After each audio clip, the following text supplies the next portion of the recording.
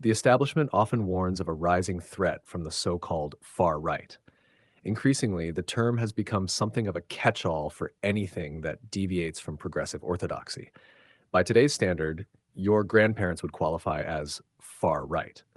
But its broad and excessive use has drained the term of any real or consistent meaning. Now, it often amounts to little more than a synonym for views the left finds politically inconvenient. The term is also frequently used to describe a genuine and growing phenomenon across the Western world. We are witnessing a renewed emphasis on national borders, cultural continuity, and the right of a people to remain a majority in their own homeland. Of course, these impulses are invariably met with all the predictable accusations of racism and Nazism, as though the pursuit of identity and self determination is laudable when undertaken by any other group, but extremism when expressed by people of European descent. What the establishment refuses to acknowledge, however, is that this so called far right has not emerged in a vacuum. It has been cultivated, if not deliberately, then inevitably, by the establishment itself. The surge in nationalist sentiment is largely reactionary. It is the predictable response to sweeping social, demographic, and economic policies imposed without consent, and often in disregard of both the expressed will of native populations and the consequences those policies impose upon them. Across almost every Western nation, mass immigration has been pursued at a scale many citizens regard as destabilizing. Housing shortages intensify, wages are pressured, public services are strained, and the cost of living crisis deepens.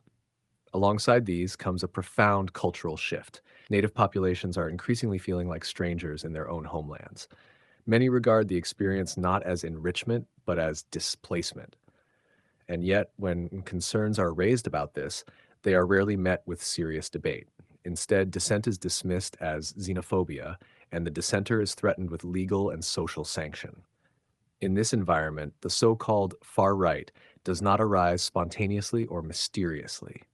It emerges as a reaction to the perception, shared by millions, that Native peoples are becoming strangers in their own countries. This natural impulse is not inherently expansionist or aggressive. It is, at its core, defensive. It is a response to the belief that one's culture, continuity, and political voice are being steadily eroded without their consent. When native populations are framed as obstacles to advancement, when their identity is mocked, their history reduced to their worst possible sins, and their demographic declines celebrated as progress, resistance becomes inevitable. When people are told explicitly or implicitly that what their ancestors built no longer belongs to them and that their children's inheritance must be diluted and redistributed, the instinct to preserve follows as naturally as self preservation itself. It is inevitable. The problem is that the establishment's response only intensifies the very forces it claims to oppose. By criminalizing their speech, pathologizing dissent, and treating concern about national continuity as extremism, it reinforces the sense of siege. Consequently, the political center narrows, meaningful dialogue collapses, and ordinary citizens are left with a simple choice: be called a racist and acquiesce to gradual erasure, or be called a racist and resist it. In this sense, the far right is less a cause than a consequence. It is not an alien force imposed from outside, but a predictable reaction produced by policies that ignore limits, suppress debate, and deny people the right to defend their own inheritance. If Western elites wish to confront the far right, they would do better to examine the conditions they have created, because in many respects, the movement they fear is one of their own making.